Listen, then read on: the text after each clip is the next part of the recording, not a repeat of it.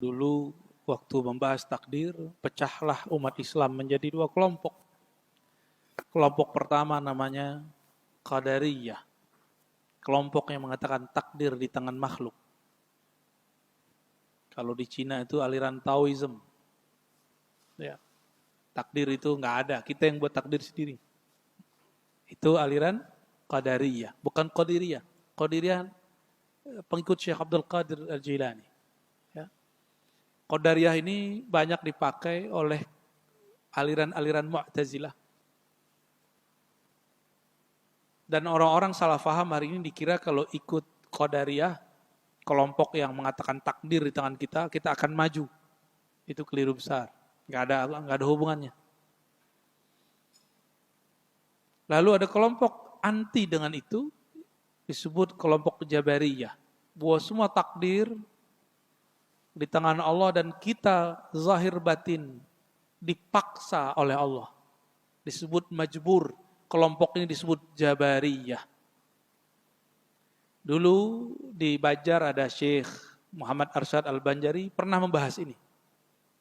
Syekh Abdul Somad Palembani pernah bahas ini. Syekh Abdul Rauf Singkili pernah bahas ini.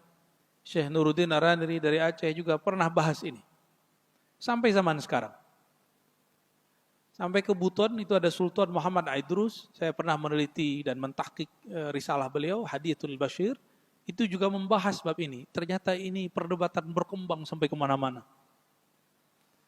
Jadi ada orang yang ketika dia bermaksiat, dia salahkan Allah.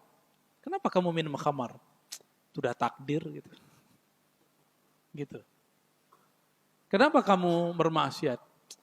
Sudahlah, itu kehendak Allah. Kalamnya benar, tapi maksudnya nggak benar. Semuanya kehendak Allah, benar nggak? Tapi dia sedang mempersalahkan Allah.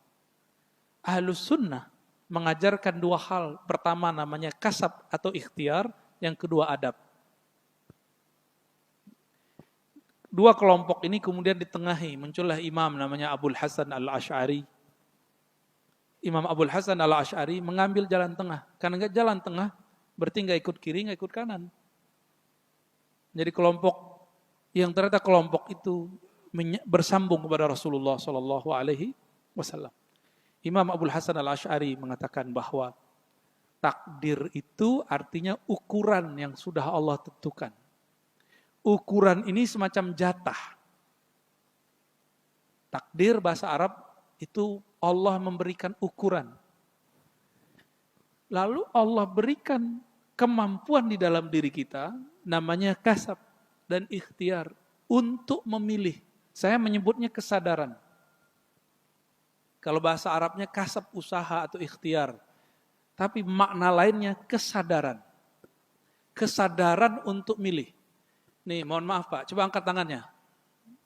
Coba angkat tangannya. Oke, itu yang angkat Bapak atau Allah?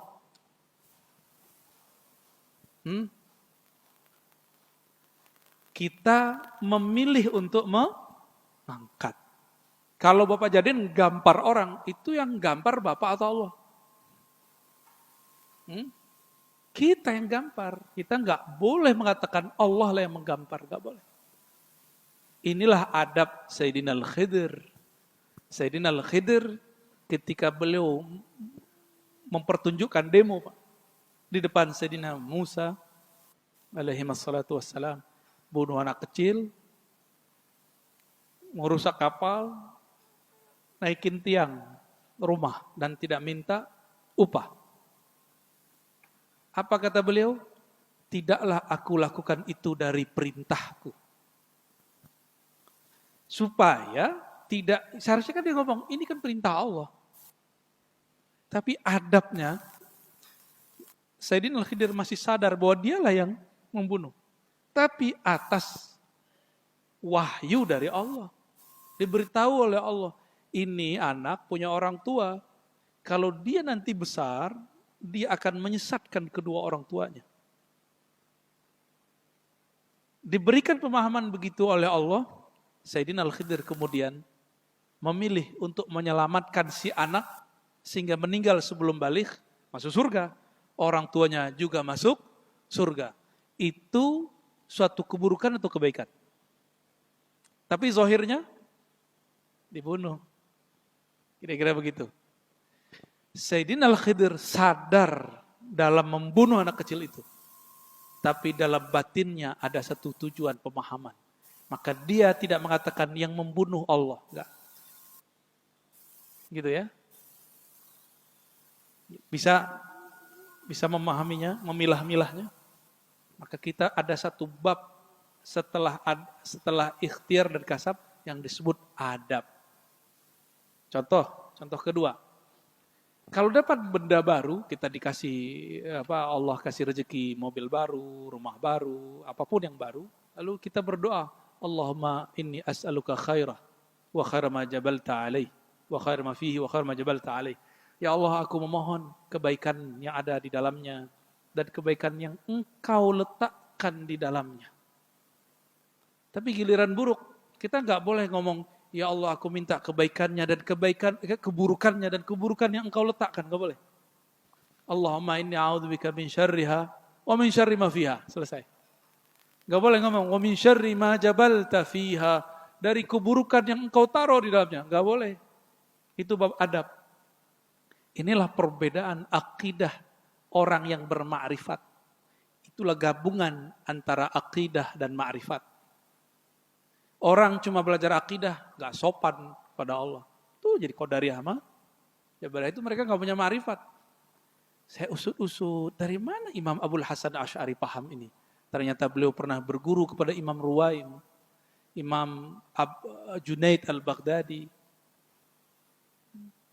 Pernah berguru kepada imam-imam ahli rohani. Imam-imam yang mengikuti pola-pola Nabiullah Khidir, yaitu ikhtiar dan adab. Gitu Pak. Ya. Dikunyah-kunyah aja dulu Pak. Ya, insyaallah bermanfaat. Cukup?